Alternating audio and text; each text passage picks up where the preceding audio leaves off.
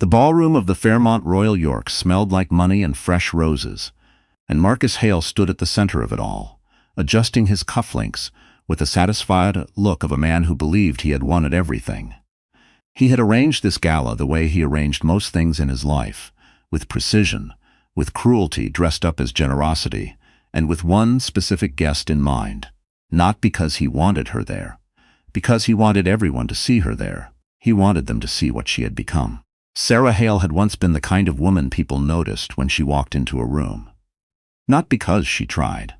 That was the thing Marcus could never forgive. It came naturally to her, the steadiness in her eyes, the way she listened like what you said actually mattered. When they met at a fundraiser in downtown Toronto 12 years ago, Marcus had told his business partner she was the most quietly formidable person he had ever encountered. He proposed 8 months later. That was before she became inconvenient. The divorce had been Marcus's idea, filed 3 weeks after Sarah told him she was pregnant. The timing was not a coincidence. His lawyer, a polished man named Derek Fontaine, who wore the same expression whether discussing quarterly earnings or the dissolution of a family, had advised Marcus that the moment before a child's birth was strategically optimal. Before custody arrangements complicated things. Before Sarah had anyone in her corner who couldn't be bought. What Marcus had not counted on was Sarah refusing to fall apart. She had moved out of their Rosedale home with 2 suitcases, and the kind of silence that unsettled people more than screaming would have. She went to her sister's place in Hamilton. She had their daughter, Lily, in a hospital room with her mother and her sister beside her and no husband, and she did not call Marcus to tell him it had happened. He found out through his lawyer, who found out through the court-mandated notification process. A form. He learned he had a daughter through a legal form. He told himself he didn't care. He had Renee Baxter by then, younger, easier, decorative in the way he had started to value above all else. Renee laughed at his jokes, even when they weren't funny. Renee never looked at him like she was quietly calculating whether he was telling the truth. But Sarah's silence bothered him in ways he couldn't articulate. It felt like a judgment he hadn't been given the chance to argue against. And so, when his company, Hale Property Group, announced its annual fundraising gala, the kind of event where Bay Street names came to be seen and photographed and praised, Marcus had made sure Sarah's name was on the list. He told Renee it was about optics, about showing the city that there was no bad blood, that he was a reasonable man, a generous ex-husband. Renee had agreed, smoothing her champagne-colored gown and nodding with the confidence of someone who had never once considered that the person they underestimated might surprise them. What Marcus really wanted was for Sarah to walk through those gilded doors in something she'd bought on sale, looking tired, looking diminished, looking like proof that leaving her had been the right call. He wanted his donors, his colleagues, the people who still asked about her at parties to see it plainly. She hadn't recovered. She was fine, maybe, but fine wasn't what she used to be. He wanted them to stop asking about her. He had not seen her in 14 months. Sarah Margaret Hale received the invitation on a Tuesday morning in late October. She was standing in the kitchen of her apartment in the West End of Toronto, a rental she'd taken because it was close to Lily's daycare and had good light in the mornings, and because the landlord hadn't asked too many questions about the gap in her employment history. She was drinking coffee she'd made too strong again. Lily was eating cereal at the small table by the window, wearing one red sock and one yellow one, because at 18 months she had opinions. Sarah read the invitation twice. Then she set it on the counter and watched Lily mash a blueberry into the tabletop with focused determination. She knew what it was. She had known Marcus for 11 years. She understood the architecture of his gestures, what looked like generosity and what actually was. An invitation to his company gala, sent to her specifically, was not an olive branch. It was a stage set.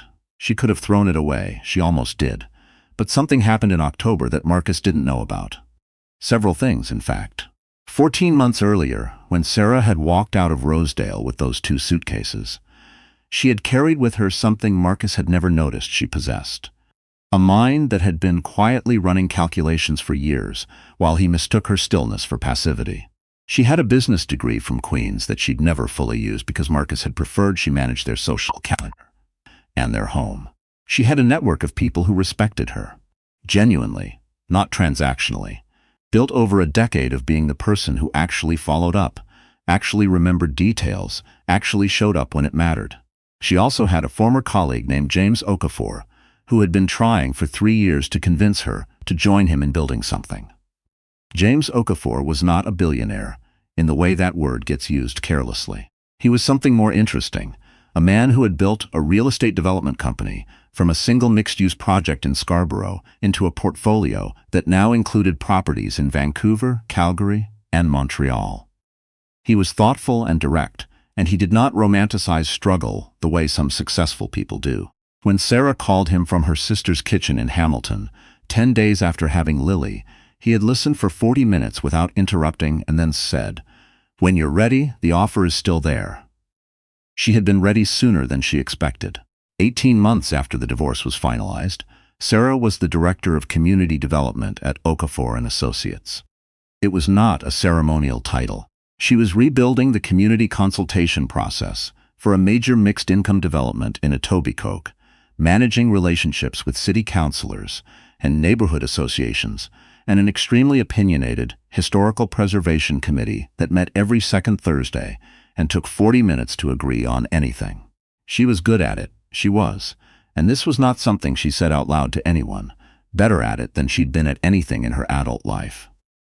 She had also slowly built back something else, herself, not in the dramatic way that gets written about, not in the way of sudden revelations or triumphant montages. She had rebuilt herself the way you repair a house, room by room, in the right order, making sure the foundation held before worrying about what it looked like from the street. She still had hard nights. She still felt the specific loneliness of putting Lily to bed and having no one to tell about the funny things she'd done that afternoon.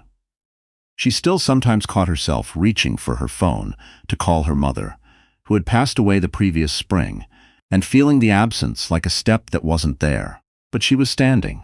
She looked at the invitation again. She thought about Marcus standing in that ballroom, watching the door, waiting for her to walk in looking like the version of herself he needed her to be.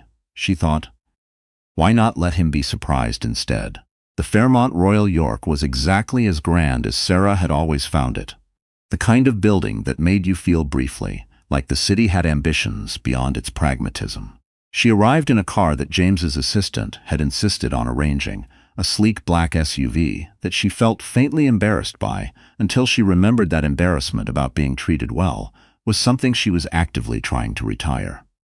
She was wearing a dress she had bought with her second paycheck at her new job. Forest green, structured at the shoulder, the kind of thing that didn't shout but was impossible to ignore. Her hair was down. She wore her mother's earrings. Lily was at her sister's for the evening, supervised by her sister and an extremely reliable baby monitor, and had been bribed into cooperation with the promise of pancakes for breakfast. James Okafor met Sarah at the entrance because she'd mentioned casually, not as a request, but in passing, that she hadn't been to one of these events since the divorce and wasn't sure how the first 5 minutes would feel. He had shown up anyway, in a dark suit, unhurried, the way he did everything. He did not make a production of it. He simply offered his arm at the top of the steps and said quietly, "You look like someone who's about to have a very interesting evening." She laughed at that. An actual laugh, not a social one. They walked in together. The room was full in the particular way these rooms always were. Clusters of people performing versions of themselves, glasses held at the right angle, laughter calibrated for the size of the audience. Sarah recognized people. Some of them recognized her. She watched the little recalibrations happen in their eyes, the updating of information, the revision of assumptions. She did not go looking for Marcus. She didn't need to. He found her. She was standing with James and a woman from the city planning office she'd worked with on the Etobicoke project, mid-conversation about something genuinely interesting, when she felt the shift in the room's energy, the particular frequency of someone approaching with an agenda. Marcus looked the same. That was the first thing she registered, and it surprised her by how little it moved her. He had the same haircut, the same watch, the same posture of a man who had learned early that confidence was mostly just the willingness to take up space. Renee Baxter was beside him in the champagne gown, her hand on his arm, her expression arranged into something that was supposed to read as warm but landed closer to watchful. "Sarah," Marcus said her name the way you'd say the punchline to a joke the audience hadn't heard yet. I wasn't sure you'd come. I wasn't either, she said, which was true and also not what he'd expected. His eyes moved to James. A fraction of a second, she caught it. The rapid recalculation. James Okafor was not an unknown quantity in Toronto real estate. Marcus knew exactly who he was. James, Marcus said, extending a hand. Marcus Hale. I know, James said pleasantly, shaking it. There was a pause. Renee filled it by saying something complimentary about Sarah's dress in a tone that was trying too hard. Sarah thanked her directly and meant it, which seemed to confuse Renee more than hostility would have. Marcus recovered. He was good at recovering. She had to give him that. He pivoted to asking Sarah how she was, how things were going. The way you ask someone those questions when what you mean is, tell me you're struggling. Let me see it on your face. Really well, Sarah said. We're in the middle of a pretty significant project right now, the Etobicoke development. It's been a lot, but it's the kind of a lot I don't mind. Sarah leads our community development team, James said, not looking at Marcus while he said it, which was somehow more effective than if he had. Something moved across Marcus's face. Not quite the expression she'd expected.